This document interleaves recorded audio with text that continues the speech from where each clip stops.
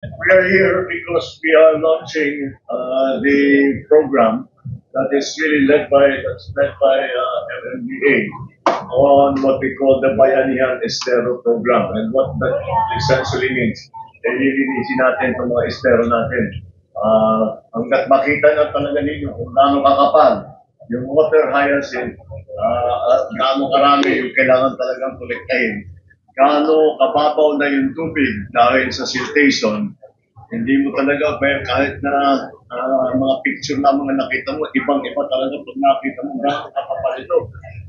Sa dami ng water lily, ng water hyacinth pala, yung water hyacinth, sa dami, kahit na sa yung trabaho doon, binalakad nila, nakakalakad para silang Jesus Christ, kumalalakad sila sa tubig. Oo, talagang kakapal ang nasa ilalim. Tayo na maglakad. That's why we have encouraged it. Kasama natin ang kulay, of course, the DILG, all our local government officials, and all the political leaders. Kailangan natin magsama-sama pagkaisa at magpagtulungan na ito. Dahil alam naman natin, ang matinding usapan sa nakaraang ilang araw ay yung flood control projects. O sige, tinignan din natin yan. Kahit magandang maganda na, lahat ng flood control project natin, kapag ganito pa rin ang ating estero, wala rin, mababaha pa rin tayo dahil walang nataanan ng tubig, mababaw na yung tubig, kakampi na lang ang dumadaan ng tubig, pataas ng pataas ang level ng tubig. So, talagang kailangan bigyan natin ng pansin itong problema ito. And this is our response. At maganda naman dahil mula nung inasimula natin, there were 23 esteros that we wanted to clear. Bago pa dumating ang cleansing,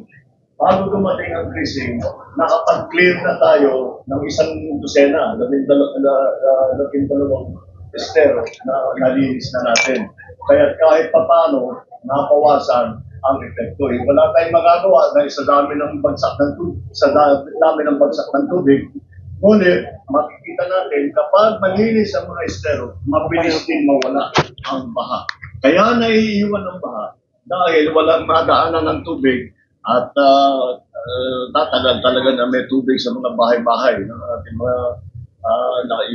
yung mga lalong-lalo na yung mga nakatira dito sa tabi ng mga creek natin. Kaya lahat ay kailangan natin makipagtulungan, local government, national government, MMDA, lahat ng mga volunteer groups ng civil society. Meron tayong grupo rito ng mga veterano ng RO at sila ay nag-adapt. In-adapt nila ang isang section. Ibig sabihin, that's their responsibility mula ngayon na yun ang sila mamamahala para tiyakin na ayusin yan.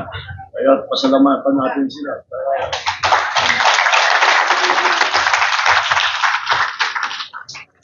Tama yan. Magandang halimbawa sa atin yan. Bawal mag-retire. Hindi talaga bawal ang mag-retire dito.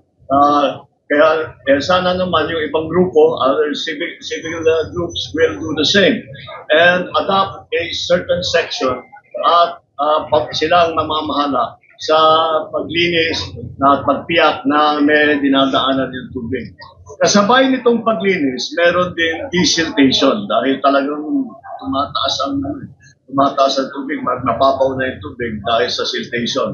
At wala din tayong choice doon. Kaya hanggang sa watershed development kasama dito sa solusyon na ito, dahil yung watershed kung saan nagagaling yung tubig, pagka maraming puno, hindi nadadala yung lupa. Hindi magsisilt ng ganito. Kapag maraming puno. Kaya kasama sa watershed development na magtatanim tayo ng puno para hindi madala ng tubig yung lupa na dinadala dito sa mga creek natin at maging mababaw kaya nagkakamaha. Kaya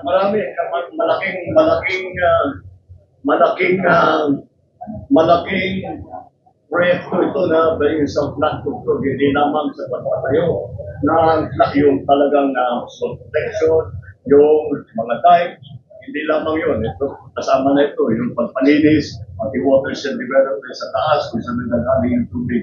Kaya yan ang aming ginagawa para adjustment natin. Kailangan na talaga tayo mag-adjust sa climate change.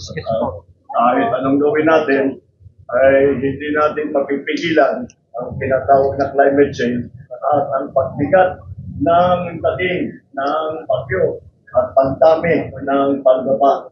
Ang dami ng pagbaba ng station at ang daming mga nagiging basura na hinaharang yung creek natin, sinisira yung mga pumping station natin, at yun ang isang malaking bahagi sa flood control na hindi pa natin naayos.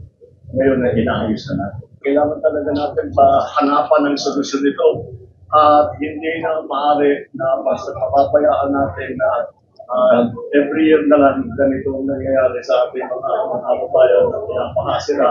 Kailangan din mag-win. Kaya